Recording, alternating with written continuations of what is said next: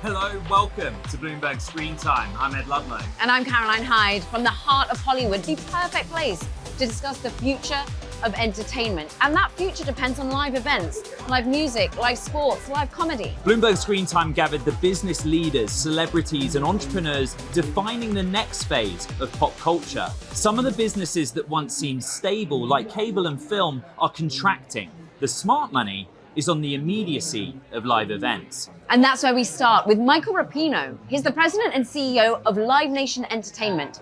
He spoke with Bloomberg's Lucas Shaw.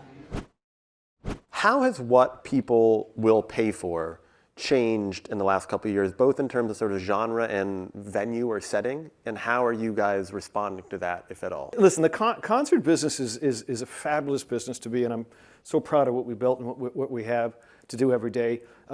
And it's such a passionate business. These artists are CEOs. They're brilliantly trying to connect with their artists. And it's the one product in the world that's worth more the second it's sold. Generally in business, we said, well, just price it to market. But as a brand manager, if you're the artist, you can't charge $3,000 for the front row and look your fan in the face. The problem is scalpers and everyone else have done that. So it's this ongoing tension. What do you charge for the show? What's the supply demand? There's always incredible demand. You can't charge market.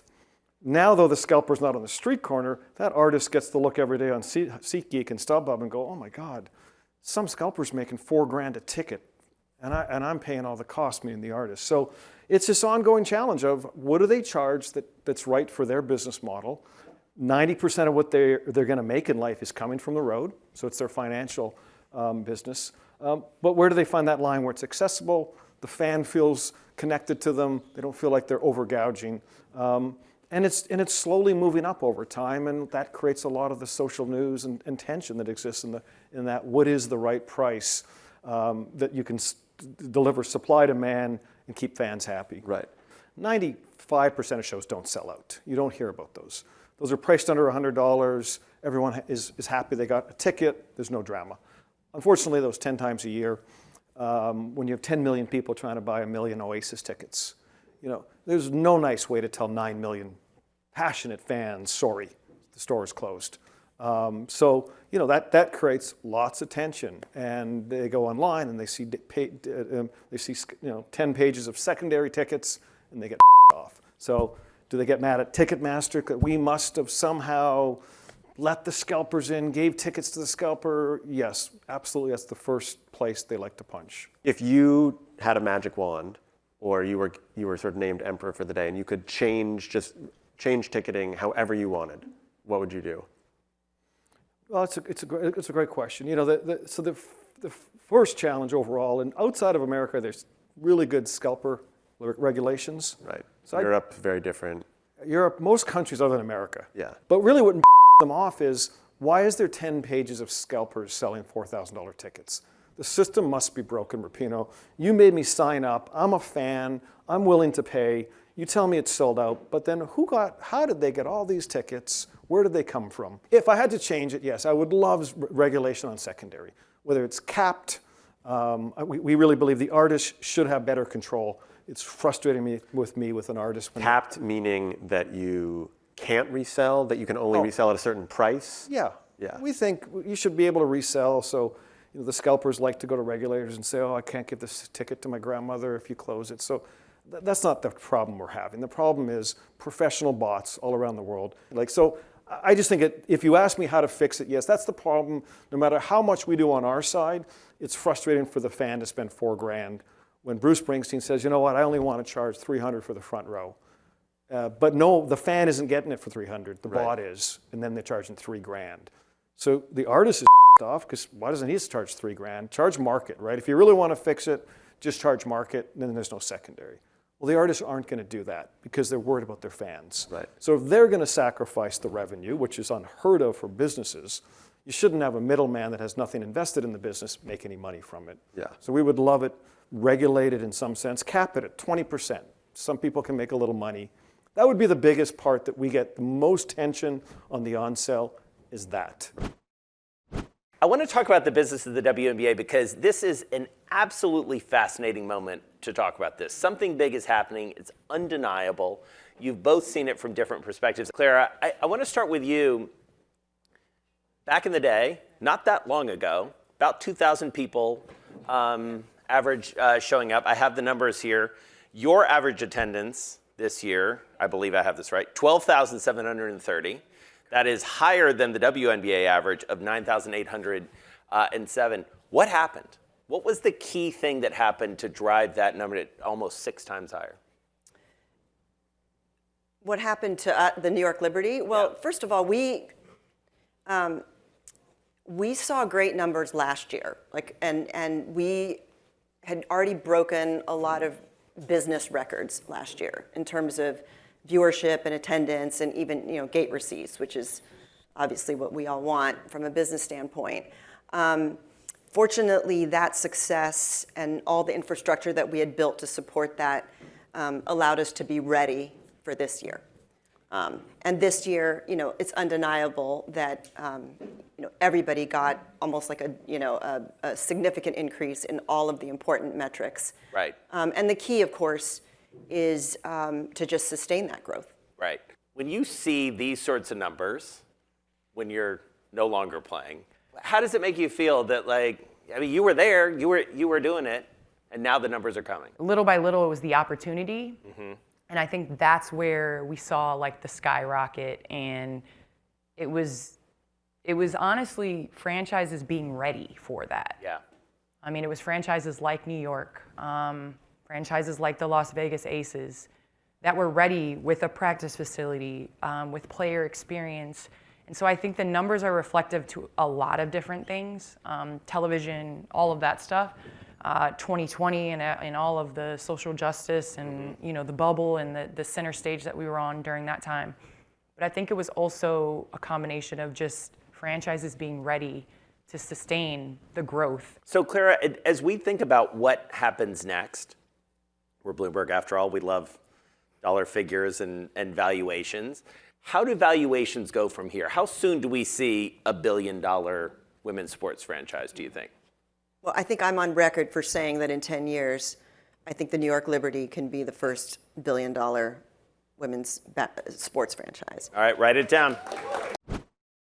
But what we really like about sports is that, as television viewership is migrating from, linear television via cable, satellite, et cetera, into a streaming environment, people's tastes didn't change. They still want to watch football games and basketball games, and they want to watch movies and TV shows.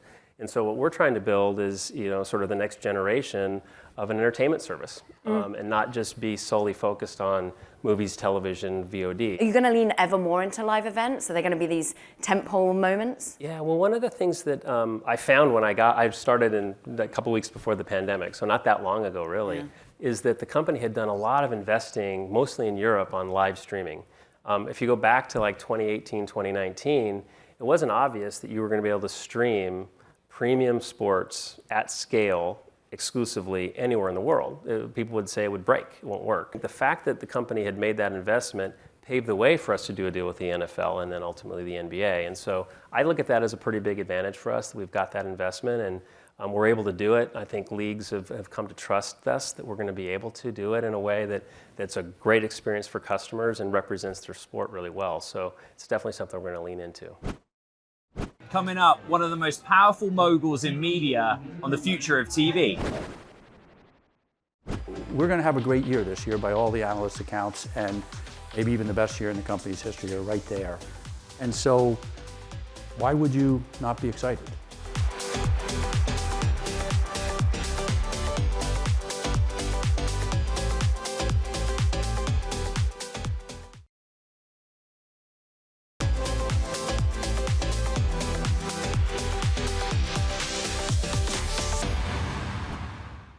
This is Bloomberg Screentime from Hollywood. For 3 decades, Brian Roberts has watched the evolution of entertainment as the head of Comcast.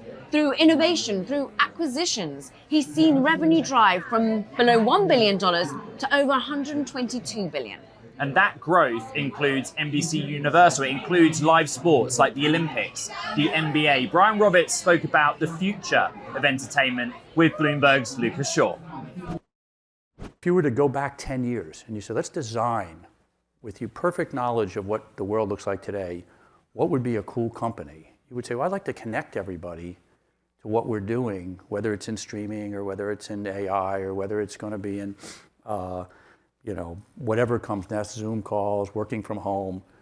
And we have the nation's most connected broadband customers. We have a converged service with wireless and broadband in more homes than AT&T, Verizon, T-Mobile combined. And a lot of that content, 100 million people every quarter coming to watch Today's Show, Tonight's Show, SNL, which is fabulous as always this year. And I don't know how Lorne Michaels can do it every time, but this being such an important year. And then film and television and the stories we have. And then, of course, sports. So I think we have a pretty great company. Why would you not be excited? You brought up Peacock. I'm curious. How long until Peacock is really a profitable and sustainable business on its own? Well, first of all, we don't look at it as on its own. So I'm not going to duck your question completely, but that's not how we're running the business. We're running it as part of the media business. So take the Olympics. 87% of the viewing was on NBC or one of our cable channels. 13% was on Peacock. But together, we presented to the consumer all those choices, every event, every athlete, every country. That was a whole company effort. And so to pick one part of the company and say, well, how's that part doing? Well, if your goal is to just be Netflix, that's a really important question. If your goal is to have a media company that, particularly in the United States, which is where most of our emphasis is, we think NBC, we are going to get there, and Peacock is going to be part of how that happens. As more and more people cut the cord, more and more people will take Peacock. But that's why people ask about the sustainability of Peacock. I get that it's part of this broader group, right? But your cable networks are the ones that are kind of going in the wrong direction, right? So you need something to offset that. Peacock, we think this year will be the most losses we've had, even including the NBA investment that we're making. We're already improved. That's what last quarter showed. The NBA won't hurt profitability going forward. Well, it might theoretically in the short run, but in the long run, we're super excited and think that it's factored into what we need to spend and what we'll monetize. Isn't that amazing that we actually would say something, we learn, the business evolves, the business grows, we understand the business and we change. We don't say rigid in we said this publicly, so we're not going to go back on something. So what I love actually about the company is that we will sort of change and we will innovate and we will say those things. And we will sort of just go, okay, maybe we were wrong then, or the business, that was the right decision then, and now this is the right decision now. I think that's like an amazing thing. That's what makes a very dynamic company, to do, let's make local language, filming TV all around the world has never been done before. We sort of did it. So I actually love that part, that we will publicly go, okay, we've learned more, the business has changed, so we're gonna change. You come from the world of TV. For $80 million, you can make 8 episodes of a TV show, you can make a movie. I feel like for Netflix, a TV show is generally more economical than a movie. Why are you guys still in the movie business? Like, what is the value that Netflix gets from original movies? Oh, I think that's too narrow of a way to look at it, because it's not about like economical. Like it's members all around the world love movies and love TV shows and love nonfiction and love docs, right? And love some of these live events we do. So we are pleasing and making all of those things with a great variety of what we do. And people love movies. We love movies and people love movies. And so I think looking at like cost in that way is sort of the wrong way to look at the business. I really look at it as we know people love movies, and so we should make lots of movies. So I just think it's really important that giving audiences lots of different kinds of things that we know they love. Something that you are now doing that a lot of other people do is live. You're going to start showing wrestling every week next year. This was a big deal for you. Why is a company that's so synonymous with on-demand doing more live programming, and why did you want wrestling in particular? What I love about just live, it was just kind of, it's just kind of an expansion of programming, right? There's certain types of things that just feel like they're kind of more exciting live, or, I'd say, look, the Tom Brady roast. We would have done it regardless, live or not live. I think making it live had a fun, unpredictable energy conversation around what that was. And so to me, live was just a different, it's just kind of another, tool that we have of like, is this thing creatively better live? Is this a different kind of programming, right, we can do? Which then obviously did lead to WWE. I have a little, I have a little romanticism about Hollywood still, because I'm from the before time. From when we came to Hollywood, it was still Hollywood, Now it's like tech's all come down here and everything's disorienting, and I don't know what a studio is anymore and what distribution is anymore. But the idea that there's a lot and the people go to work on the lot and, it looks like a back lot and there's a guy in the corner, smoking a cigar and he's rich and That's what you want. I like that, yeah. Yeah. That's good. Compared to the tech, compared to Northern California and tech guys, yeah, I like that, you know what I mean? Like I've been lucky enough in my life to get to know kind of like tech people, and I live in New York now, I know Wall Street people, and Hollywood, and I'm just totally proud to be part of the Hollywood community. God, I want to replay that to 25-year-old Matt and see what he has to I know, that's what I'm saying, after living through all this stuff, like, like I'm not like the and is that because Hollywood is like the most stand-up place of all these industries, man, you know what I mean? Coming up, music's evolution and where it's heading next. We've had 5 years of consecutive growth from streaming. We've had 10 years of consecutive growth from the company, but the challenges are always what's next.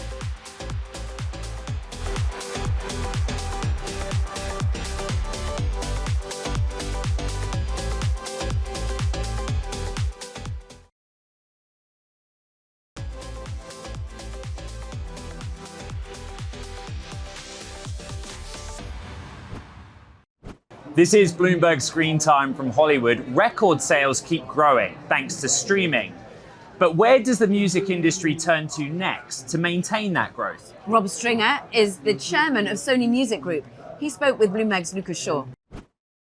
We've had 5 years of consecutive growth from streaming. We've had 10 years of consecutive growth from the company, but the challenges are always what's next. I mean, we are at a crossroads at the moment. We have AI and we have other challenges of just constantly looking how the business moves on. But, we're not a new company. We've been around a while, so we've weathered plenty of storms in the past, and whatever comes hitting our way next, I think we'll probably figure it out.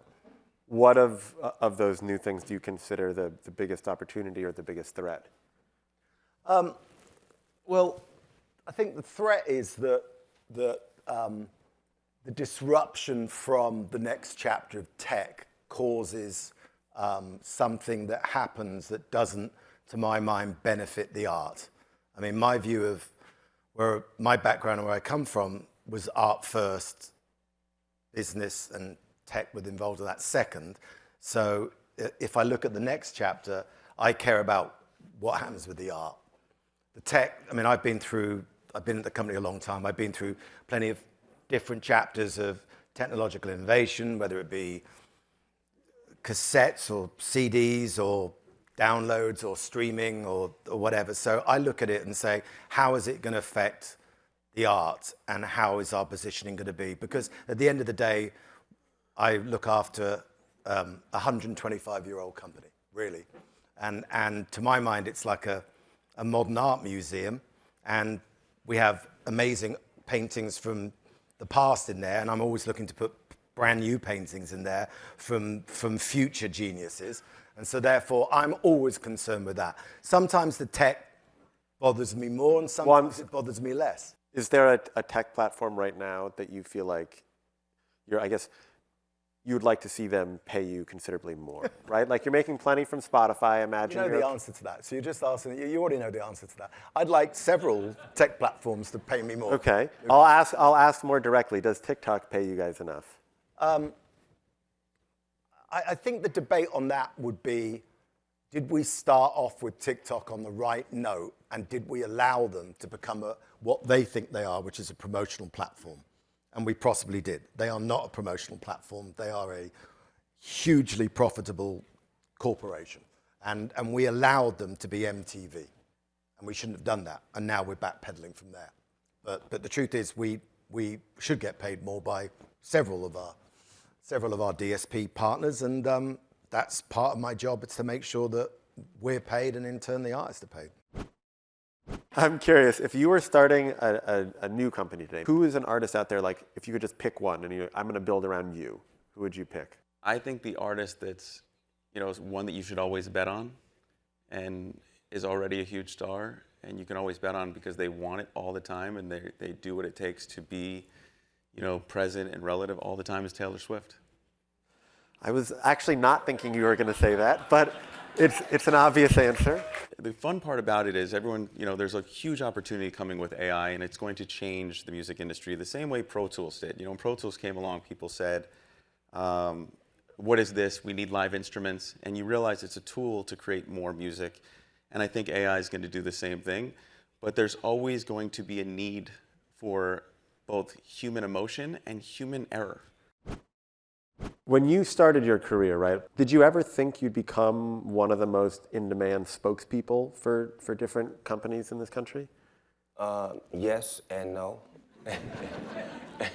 Yes, because I always believed in me, and I always thought that if you give opportunity, we're going to make the most of it. But no, because at the time when I was entering into the music industry, it was only certain things we could do. It was certain things that wasn't legal that are legal now. Do you feel like, you're obviously joking a little bit, but do you feel like growing acceptance of weed has kind of smoothed the path for you and made you kind of more presentable for companies? I think it's the medical side of it is being brought forward a lot. Usually when medical is the first word, then you have more understanding. Because I've had people in my family who dealt with cancer and certain, illnesses, and cannabis and THC has helped them, ease the pain and have a smooth transition. So it's like, and then I look at my career and look at me and look at what I look like. And I look at some people in the industry and what they look like. And maybe they do alcohol and this and that and the other, but I do weed and I look like this. Like, you know what I'm saying? Like 31 years later. Also here at Screentime, Bloomberg Businessweek revealed its annual list of ones to watch in entertainment. These are the people poised to be the leaders of tomorrow. We asked them what they're watching out for. For me, it's Issa Rae. So Issa is somebody who started as a YouTube, creator, and I think was one of the few who successfully transitioned to Hollywood. And what I appreciate about her career is that she's not only successfully transitioned to Hollywood, but she's doing a lot of work to help bring others along. Never forget where you came from and always try to remain humble and, really connect with the people who follow you. Don't think you're superior to them.